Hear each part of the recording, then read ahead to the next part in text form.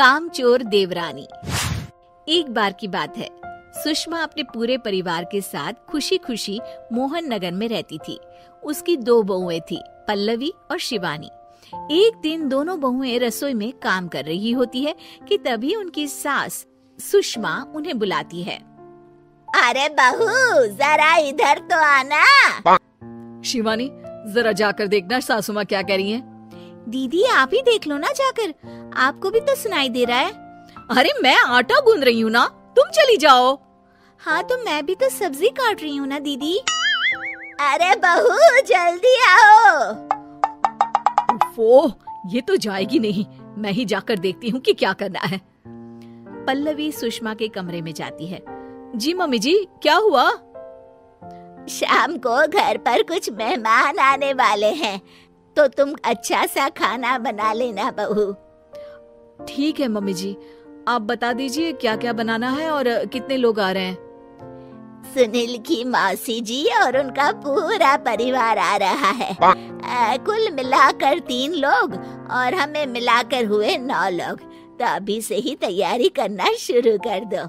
और हाँ, घर की सफाई भी कर देना, हाँ अच्छे से। जी मम्मी जी, सब काम हो जाएगा, आप चिंता मत कीजिए। पल्लवी शिवानी को घर में मेहमान आने वाले हैं इसके बारे में बताती है। क्या 9 लोगों का खाना बनाना होगा, घर की सफाई करनी है? बाप रे, सासू माँ ने तो हमें घर की नौकरानी ही समझ कर रखा है। ऐसा नहीं बोलते शिवानी, हम इस घर की बहू हैं और घर के काम करना हमारा फर्ज है। दीदी तो है ही सासू माँ की चमची, जब देखो सासू माँ सासू माँ। मैं तो इतना सारा काम नहीं करने वाली। शिवानी कपड़े लेकर गमला साफ कर रही होती है और चक्कर आने का नाटक करने लगती है। मेरा सर चकरा रहा है। तभी वहाँ पल्लवी और सासू माँ जाते हैं। अरे बहू, क्या हो गया तुम्हें?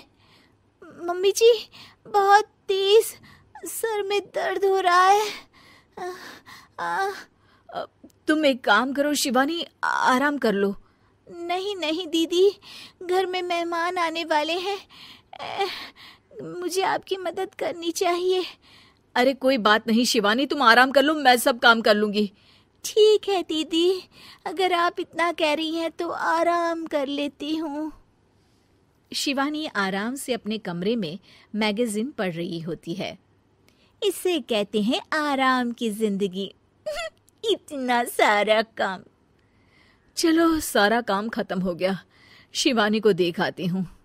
शिवानी अपने कमरे में ईयरफोन में गाने सुनते सुनते सो जाती है और उसके साइड में मैगजीन भी रखी होती है। पल्लवी वहां आ जाती है और वो सब देखती है।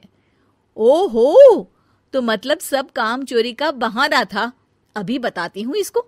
घर का सारा काम मुझे करना पड़ा और ये महारानी यहाँ मैगजीन पढ़ रही है, गाने सुन रही है। पल्लवी रसोई से एक प्लेट और चम्मच लेकर आती है और शिवानी को थाली बजाकर उठाने लगती है। शिवानी अचानक से उठती है। उठ गई महारानी, गाने भी सुन लिए, मैगजीन भी पढ़ ली। तुम तो बहुत बड़ी झूठी निकली शिवानी। तुमने सर दर्द का बहाना बनाया ताकि काम करने से बच सको। हाँ बनाया बहाना, तो क्या करती, इतने सारे काम करती। मुझे कोई शौक नहीं है चापलूसी का। क्या चापलूसी? तुम्हें लगता है कि मैं सारे काम चापलूसी के लिए कर रही हूँ?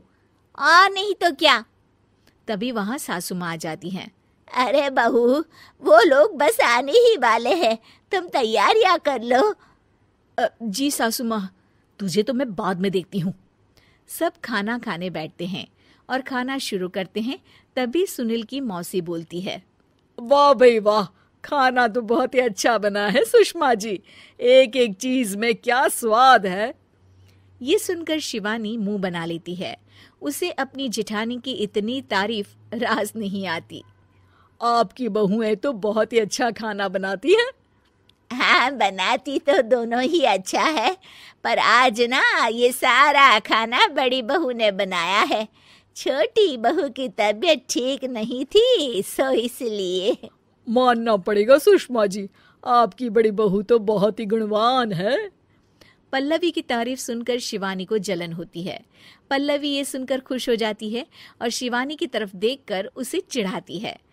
कुछ देर बाद मेहमानों के जाने का वक्त हो जाता है। मौसी जी सबके लिए उपहार लाई होती है। वो सबको शगुन के पैसे देती हैं और अंत में पल्लवी के पास आती है।